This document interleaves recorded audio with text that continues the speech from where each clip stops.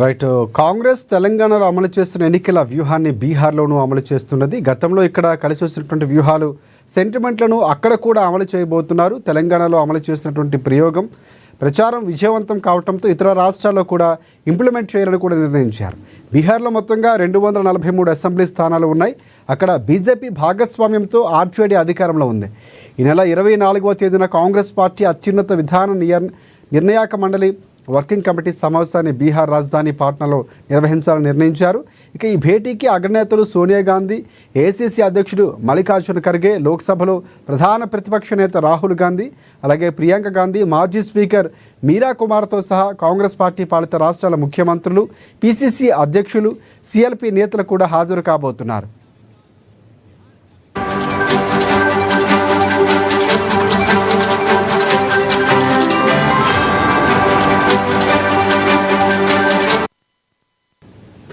ఈ నెల 24వ తేదీన బీహార్లో కాంగ్రెస్ పార్టీ అభ్యర్థుల తొలి జాబితా ప్రకటించబోతున్నట్లు తెలిసింది. 38 మంది అభ్యర్థుల లిస్టు కొలిక్కి వచ్చినట్లు సమాచారం. ఇక బీహార్లో ఆర్జేడీతో పొత్తులో భాగంగా పోటీ చేస్తున్నటువంటి కాంగ్రెస్ తమకు 76 సీట్లు ఇచ్చేందుకు ఒప్పందం జరిగే అవకాశం కూడా ఉందని ప్రాథమికంగా ఒక అంచనా వేస్తున్నారు.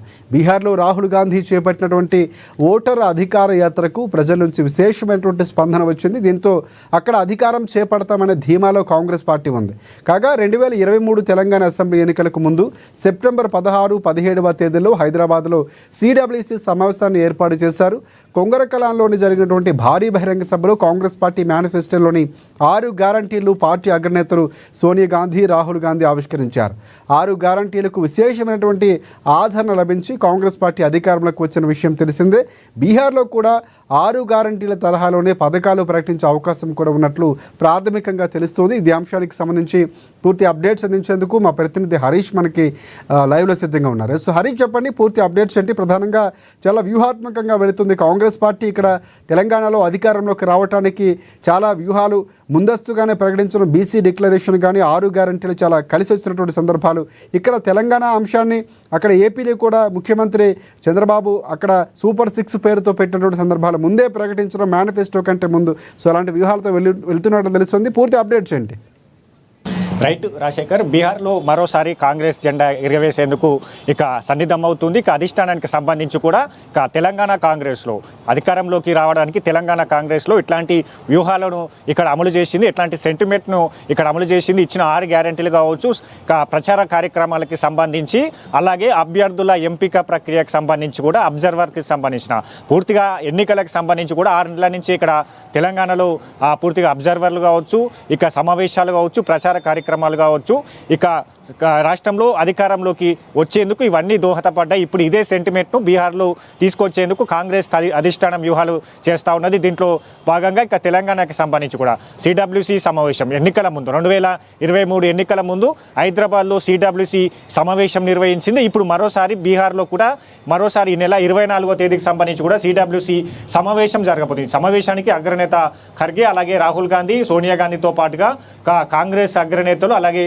కాంగ్రెస్ పాలిత రాష్ట్రాల ముఖ్యమంత్రులంతా కూడా రానున్న నేపథ్యం అయితే కనిపిస్తుంది. ఇక 24వ తేదీ కూడా ఏదైతే సిడబ్ల్యూసీ సమావేశం తర్వాత అభ్యర్థుల సంబంధించిన లిస్టును కూడా బహిర్గతం చేయబోతున్న నేపథ్యం అయితే కనిపిస్తూ ఉంది. మొత్తంగా తెలంగాణలో ఏ రకమైన సెంటిమెంట్ ఉన్నదో ఆ సెంటిమెంట్ను బీహార్లో అమలు చేసేందుకు ఇప్పటికే పలు సమావేశాలు నిర్వహించారు. తెలంగాణ కాంగ్రెస్ పార్టీకి సంబంధించిన సీఎం రేవంత్ రెడ్డి కావచ్చు, అలాగే పీసీసీ చీఫ్ మహేష్ కుమార్ గౌడ్తో పాటుగా కాంగ్రెస్ నేతల ఒపీనియన్ కూడా తీసుకున్న నేపథ్యం ఉండేది. 6 గ్యారెంటీలకు సంబంధించి ఇదే కొంగర కలాన్ వేదిక కూడా ఇక కాంగ్రెస్ 6 గ్యారెంటీలను ప్రకటించింది. గత 10 ఏళ్లలో బీఆర్ఎస్ అమలు చేయని పథకాలను వివరిస్తూనే కాంగ్రెస్ పార్టీ అధికారంలోకి వస్తే ఏ విధమైన సంక్షేమ పథకాలు తీసుకొస్తుంది. దాంట్లో 6 గ్యారెంటీలకి సంబంధించి కావచ్చు, ముఖ్యంగా మహిళలకి సంబంధించిన ఉచిత బస్సు ప్రయాణం కావచ్చు, మహాలక్ష్మిలో భాగంగా ఇక మహిళలకి సంబంధించి కూడా 500కే గ్యాస్ సిలిండర్ కావచ్చు, మరో రైతు భరోసా కింద ఏకకాలంలో రుణమాఫీతో పాటుగా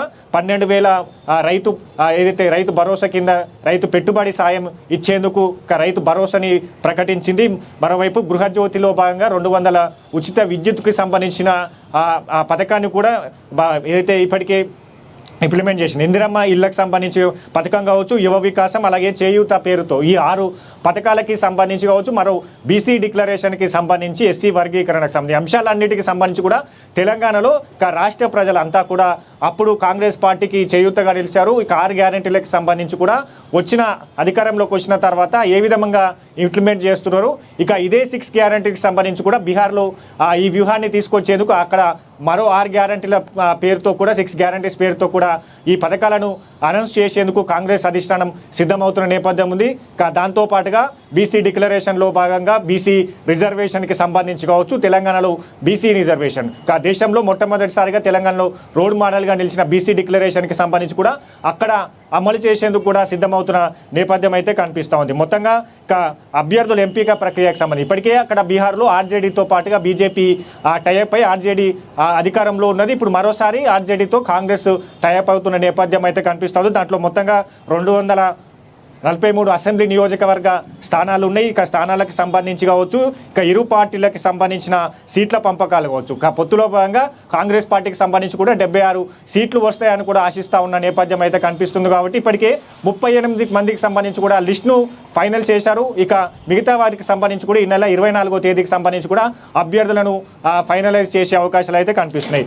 ఇక మొత్తంగా ఎన్నికలకు సంబంధించి ఇక్కడ ఏదైతే ఇంప్లిమెంట్ చేశారో ఆ ఎన్నికలకు సంబంధించి కూడా ఆ వ్యూహాలు కావచ్చు, ప్రచార కార్యక్రమాలు కావచ్చు, అగ్రనేతలతో సభలు కావచ్చు, బీసీ డిక్లరేషన్ ఇచ్చినప్పుడు ఖర్గే అలాగే మిగతా ఏదైతే 6 గ్యారెంటీలకు సంబంధించి సోనియా గాంధీ, రాహుల్ గాంధీ ఇట్లాంటి వ్యూహాలను ఇక్కడ అమలు చేసింది. కాబట్టి బీహార్లో కూడా ఇక అగ్రనేతతో సభలు కావచ్చు, సమావేశాలు నిర్వహిస్తారు.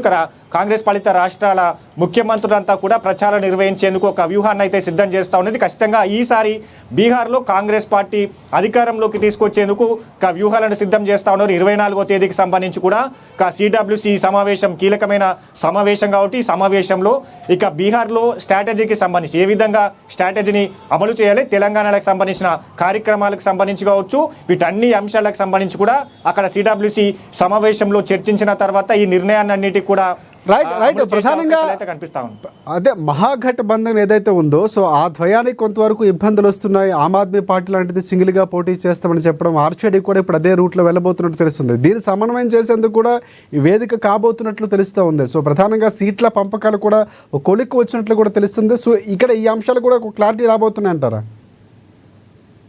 డబ్ల్యూసీ సమావేశానికి సంబంధించి కూడా పొత్తు అంశానికి సంబంధించి మరో ఏదైతే బీజేపీకి సంబంధించి కూడా గతంలో ఆర్జేడీతో పొత్తు పెట్టుకుంది. ఈసారి కాంగ్రెస్ పార్టీకి సంబంధించి కూడా ఆర్జేడీతో పొత్తు పెట్టుకునే అవకాశాలు కనిపిస్తున్నాయి. ఇప్పటికే ఈ అంశాలపైన కూడా ఆర్జేడీ పార్టీ అధినేతతో కూడా చర్చలు జరిపారు. దాంట్లో సీట్ల పంపకాలకు సంబంధించి కూడా పలు అంశాలకు సంబంధించి కూడా కాంగ్రెస్ పార్టీ నుంచి ప్రస్తావించారు. ఇక దాంట్లో సీట్ల పంపకాలకు సంబంధించి కూడా కాంగ్రెస్ పార్టీ 76 స్థానాలను ఆశిస్తూ ఉన్నది. కాబట్టి అక్కడ 76 స్థానాల్లో కూడా కాంగ్రెస్ పార్టీ ఇక అక్కడ సంబంధించి కూడా బలోపేతంగా ఉన్నది. ఖచ్చితంగా గెలుస్తామనే ఆ ధీమాతో కూడా ఈ అంశాలన్నింటికి సంబంధించి కూడా ఆర్జేడీ అధినేతతో మాట్లాడారు. ఇక మరోవైపు ఈ సమావేశంలో కూడా సీట్ల సంబంధించిన పంపకాలు కావచ్చు, పొత్తుకు సంబంధించిన అన్ని అంశాలకు సంబంధించి కూడా నిర్ణయం తీసుకునే అవకాశాలు అయితే కనిపిస్తూ ఉన్నాయి.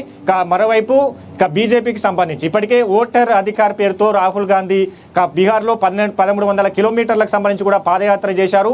ఓట్ చోరీ అంశాన్ని కూడా బలంగా లేవనెత్తుతున్నారు. ఓట్ చోరీతో బీజేపీ అధికారంలోకి వస్తుంది. మరోసారి బీహార్లో ఇదే ఓట్ చోరీతో అధికారంలోకి రాబోతుంది. ఓటర్లంతా జాగృత పరిచారు. ఆ ఓటర్ అధికార కార్యక్రమానికి సంబంధించి కూడా విశేష స్పందన వచ్చింది. దీని నేపథ్యంలో మరోసారి ఇక ఈ కార్యక్రమాలు కావచ్చు, ప్రచార కార్యక్రమాలు కావచ్చు, ఇక రాహుల్ గాంధీకి సంబంధించిన పాదయాత్ర కావచ్చు, ఇతర కాంగ్రెస్ పాలిత రాష్ట్రాల ముఖ్యమంత్రులకు ఆర్జేడీకి సంబంధించి ప్రధానంగా అంటే తేజస్వినికి సంబంధించి ముఖ్యమంత్రి అభ్యర్థిగా ప్రకటించలేదు. కొంతవరకు కాంగ్రెస్ పార్టీ తనదైన ముద్ర వేసేందుకు ప్రయత్నం చేస్తుంది. కాంగ్రెస్ పార్టీ ఆత్మవిశ్వాసంతో ముందుకు వెళ్తున్నట్లు కూడా తెలుస్తుంది. సో ఈ అంశంపై ఏమైనా కొలిక్కొచ్చే అవకాశం కనిపిస్తుందా ఈ మీటింగ్ తర్వాత?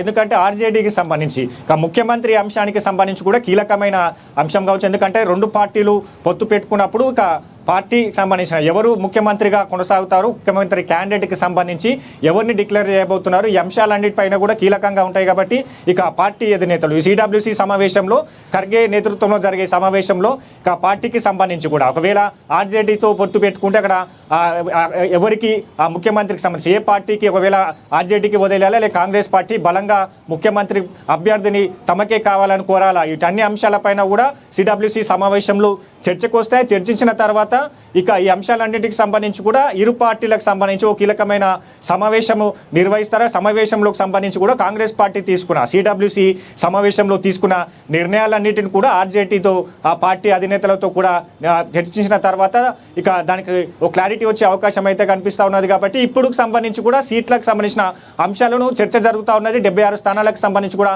కాంగ్రెస్ పార్టీ అడుగుతా ఉన్నది. మరోవైపు ఖచ్చితంగా గెలిచి తీరుతాం ఆ స్థానాలు అనేది కూడా ధీమాతో వెళ్తుంది. అంటే ఒకవేళ పొత్తు పెట్టుకుంటే ఆర్జేడీ సంబంధించి కూడా ఎన్ని స్థానాల్లో గెలుస్తుంది, కాంగ్రెస్ పార్టీకి సంబంధించి ఎన్ని స్థానాల్లో గెలుస్తుంది, ఇవన్నీ సంబంధించి కూడా ఈ అంశాలన్నిటిని కూడా పరిగణలోకి తీసుకున్న తర్వాతనే ముఖ్యమంత్రి అభ్యర్థి ఏ పార్టీ నుంచి ఉండాలి దానిపైన కూడా ఒక స్పష్టత వచ్చే అవకాశం అయితే ఉంది. కాబట్టి ఇరు పార్టీల నేతలతో చర్చించిన తర్వాత దీనికి ఒక స్పష్టత వచ్చే అవకాశం అయితే కనిపిస్తూ ఉంది. ఇక ఇప్పటికే ఈ బీహార్లో గెలుపు కోసం ఇప్పటికే వ్యూహాలను సిద్ధం చేస్తూ ఉన్నది, ప్రచార కార్యక్రమాలు సిద్ధం చేస్తూ ఉన్నది. ఓటర్ అధికార కార్యక్రమానికి సంబంధించి కూడా విశేష స్పందన వచ్చింది. కాబట్టి మరోసారి ఎన్నికలకు సంబంధించి కూడా 6 గ్యారంటీలు తెలంగాణలో ఇంప్లిమెంట్ చేసిన అంశాలన్నిటిని కావచ్చు, సెంటిమెంట్ కావచ్చు, ఇక్కడ అధికారంలోకి తీసుకొచ్చిన బలోపేతమైన అంశాలు కావచ్చు, ఇక్కడ ప్రతిపక్ష పార్టీ గతంలో ఉన్న ప్రతిపక్ష పార్టీ ఏ విధంగా తప్పిదాలను చేసింది, రాష్ట్ర ప్రజలను ఏ విధంగా మభ్యపెట్టింది, ఈ అన్నిటికి సంబంధించి కూడా అక్కడ బీజేపీకి సంబంధించి అధికారంలో ఉన్నది. కాబట్టి ఇట్లాంటి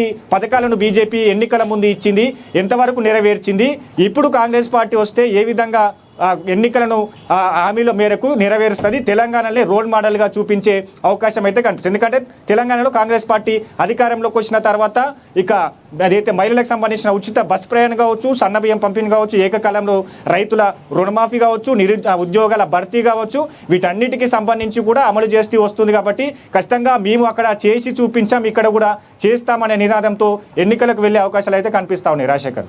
right, thanks for updates Harish.